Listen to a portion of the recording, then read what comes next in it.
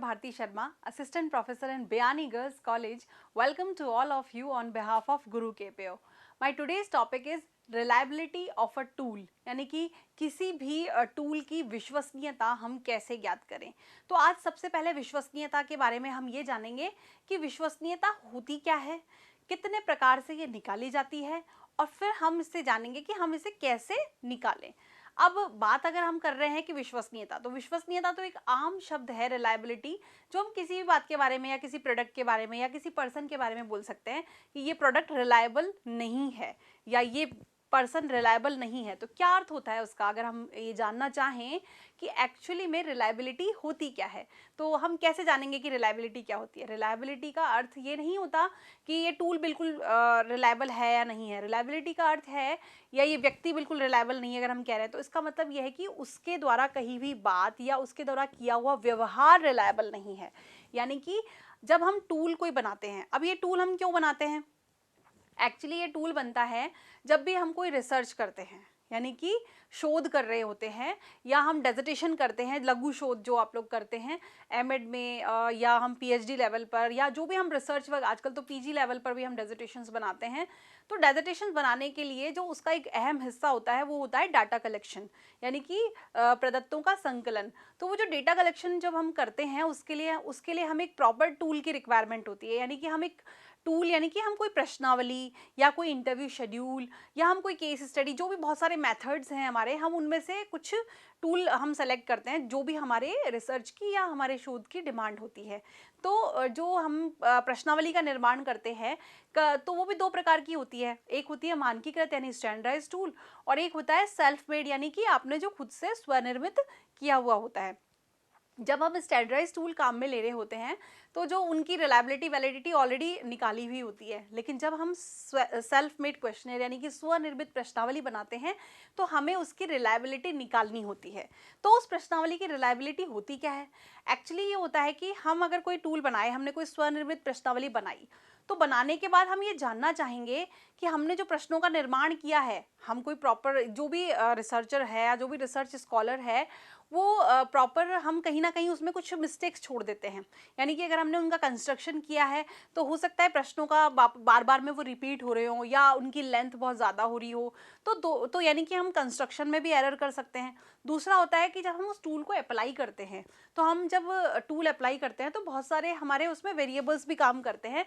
जैसे कि अगर हमने टूल की अप्लाई किया, किसी स्टूडेंट पे किया या कहीं पे भी, वहाँ अगर बहुत ज़्यादा शोरगुल हो रहा है या पर्टिकुलर जो हमारा जो डेटा है उस जब हम किसी से टूल भरवा रहे हैं उस वक्त उसकी मन स्थिति ठीक नहीं है, तो हम जानेंगे कि उस वक्त तो हमारा वो डेटा आ गया, लेकिन अगर हम उसको वापस से रीटेस्ट करते हैं, मतलब एडमिनिस्ट्रेशन की भी अगर हम जानना चाहें कि हमारा स्कोर कितना स्थिर है, तो हम क्या करेंगे, टेस्ट रीटेस्ट करके और फिर उन दोनों स्कोर का आपस में कंपेयर करके और उसकी रिलायबिलिटी निकालेंगे। तो यानी कि दो तरीके से अहम हमारी रिलायबिलिटी हो गई। एक हो गया कंस्ट्रक्शन की रिलायबिलिटी, कि हमने जो टेस्ट का निर्माण किया है वो कितना रिलायबल है, यानी उससे आने वाले परिणामों में कितनी स्थिरता होगी। तो यानी कि कहने का अर्थ यह है कि रिलायबिलिटी है वो ये है कि आपके स्कोर की रिलायबिलिटी, मतलब आपके उस टूल को अप्लाई करने के बाद जो आप स्कोर ले रहे हैं वो कितने स्थिर प्राप्त होंगे। तो पहला हम कंस्ट्रक्शन की रिलायबिलिटी देखते हैं। दूसरा हम देखते हैं एडमिनिस्ट्रेशन की रिलायबिलिटी, वही जो मैंने आपसे कहा, उससे हम जानते हैं टेस्ट और रीटेस्ट करके। हम एक वीक बाद में या हम एक महीने बाद में अगर वही टेस्ट उसी डेटा से लेने जाएं तो कितने स्थिर हमें परिणाम प्राप्त होंगे, इन दोनों को हम कंपेयर करके उसकी रिलायबिलिटी निकालते हैं।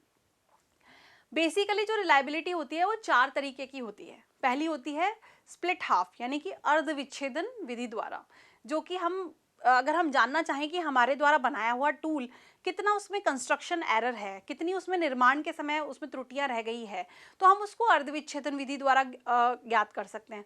दूसरा होता है हमारा एडमिनिस्ट्रेटिव टूल, यानी जैसा मैंने अभी आपको थोड़ी देर पहले कहा था कि हम ये जानना चाहें कि हम जो डेटा लेकर आए हैं उसमें कितना हमने प्रशासन करते समय हस्तक्षेपी चरों का कितना उसमें हमने नियंत्रण रखा, कितना उसमें उनका जो प्रभाव था, तो वो जानने के लिए हम टेस्ट रीटेस्ट यानी कि परीक्षण एवं पुनः परीक्षण द्वारा हम रिलायबिलिटी ज्ञात करते हैं।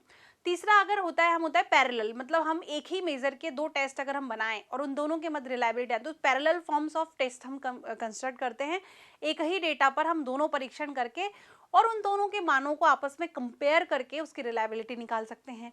चौथा होता है अगर मैं एक ही टेस्ट को दो अलग अलग जो डेटा मेरे पास आया एक टेस्ट से, दो अलग अलग उनका इवेल्युएटर्स को दूं और उसके जो हमारा रिजल्ट आया उन दोनों का कंपेयर स्टडी करूं, तो उन दोनों के मान में कितना वेरिएशन है इससे मैं ज्ञात कर सकती हूँ। तो यानी कि बेसिकली जो होता है वो 4 प्रकार से हम रिलायबिलिटी निकाल सकते हैं। तो आज हम ज्ञात करेंगे पहले प्रकार की, जो मैंने आपको बोला कि कंस्ट्रक्शन रिलायबिलिटी कैसे हम ज्ञात करें कि हमने जो टूल बनाया है उसमें कितनी एरर है, मतलब उसमें कंस्ट्रक्शन के दौरान कितनी एरर रह गई। तो हम क्या करते हैं कि जैसे हम कोई रिसर्च कर रहे होते हैं, हमने कोई सेल्फ मेड टूल बनाया हुआ होता है, दो प्रकार से बेसिकली हम टूल बनाते हैं। पहला होता है हाँ और नहीं वाले, मतलब हमने कोई क्वेश्चनर बनाई, सेल्फ मेड क्वेश्चनर, और उसमें हमने सिर्फ दो ही ऑप्शन दिए, या तो आपको हाँ भरना है या ना भरना है। हाँ पर हम 1 नंबर देंगे और ना पर हम 0। तो इसकी रिलायबिलिटी अलग सूत्र द्वारा ज्ञात होती है। दूसरा, अगर किसी को ये अगर हम लिकर्ट स्केल यानी अभिवृत्ति मापनी, जो आपने सुना, मापनियाँ जो होंगी, रेटिंग स्केल सॉरी, तो रेटिंग स्केल हम क्या करते हैं, दो प्रकार से, थर्स्टन और Likert. Basically Likert rating scale हम ज़्यादा काम में लेते हैं, 3 रेटिंग स्केल लेते हैं या फिर हम 5 रेटिंग स्केल उसमें लेते हैं। तो 5 रेटिंग स्केल जब हम लेते हैं तो उसका जो रिलायबिलिटी कैलकुलेशन होगा वो होगा अलग विधि यानी स्पीयरमैन ब्राउन फार्मूला से। तो आज हम जानेंगे कि बेसिकली दो जो मेन फार्मूला होते हैं, पहला स्प्लिट हाफ रिलायबिलिटी जो मैंने आपको अभी अभी बताया कि determine how much error in the test score due to poor test construction, मतलब कंस्ट्रक्शन के दौरान, परीक्षण के निर्माण के दौरान अगर कोई हमारी एरर रह गई है तो हम उसे ज्ञात करने के लिए दो प्रकार से ज्ञात करते हैं। पहली है हमारी स्पीयरमैन ब्राउन फार्मूला, जहां हम ये स्पीयरमैन ब्राउन फार्मूला तब काम में लेते हैं जब हमने लिकर्ट की मापनी यानी कि 5 रेटिंग स्केल अगर हमने काम में ली हुई हो। तो इसका जो सूत्र होता है वो होता है RSB, दो डेटा का हमने जो उनका स्प्लिट हाफ करा अर्धविच्छेदन द्वारा, वो रिलायबिलिटी का जो फॉर्मूला होता है 2RXY अपॉन 1 प्लस RXY। यहाँ पर जो हमारा RXY है वो है उनका सहसंबंध गुणांक। स्पीयरमैन ब्राउन के फॉर्मूले से जो हम सहसंबंध निकालते हैं, सहसंबंध ज्ञात करना मैंने अपने प्रीवियस वीडियो लेक्चर में बताया हुआ है, और स्पीयरमैन ब्राउन से भी आज हम निकालना सीख लेंगे इसके अंदर, जब हम आगे आने वाले वीडियो लेक्चर्स में हम आपको बताएंगे कि कैसे हम स्पीयरमैन ब्राउन से ये हम कोरिलेशन ज्ञात करते हैं। ये सारी चीज़ें हम विद एग्जाम्पल सीखेंगे। तो आज हम फॉर्मूला समझ रहे हैं। इसमें जो फॉर्मूला होता है इसको निकालने का, जो RXY हमारा स्पीयरमैन ब्राउन फॉर्मूला है, वो पूरा फॉर्मूला ये होता है। इसके अकॉर्डिंग नेक्स्ट जो मैं कह रही हूँ कि दूसरी अगर हमारी टूल होती है जिसमें हम केवल हाँ और नहीं वाले आंसर देते हैं, कि या तो मेरा एक दो ही फिक्स आंसर है, या तो आप हाँ भरेंगे या नहीं, या सहमत और असहमत, तो जहाँ हम 1 मार्क देते हैं पॉजिटिव आंसर को और 0 मार्क्स देते हैं नेगेटिव को, जिनकी टू आंसर ही है ऑब्जेक्टिव जो हम क्वेश्चन बना रहे हैं, उनको हम करेंगे Kuder Richardson formula, KR20 formula. अब ये फॉर्मूला क्या होता है, इसमें reliability is equal to K upon K minus 1 minus summation of PQ upon sigma square.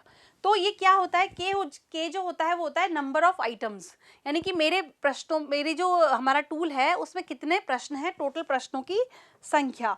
Summation जो होता है वो होता है उनमें जितने भी ये जो भी हमारा PQ है मल्टीप्लाई करने पर उनका आपस में योगफल। समेशन का मतलब होता है वो पूरे जितना भी हमारा डेटा है उसका सम।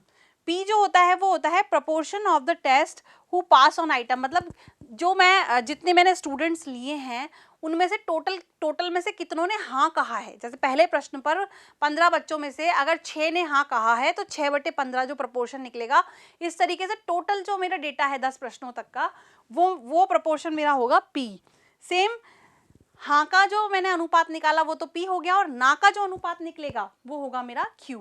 और इसी के साथ जो सिग्मा स्क्वायर है वो हमारा होता है वेरिएशन, यानी कि जो हमारा SD जो हम निकालते हैं डेटा का वो।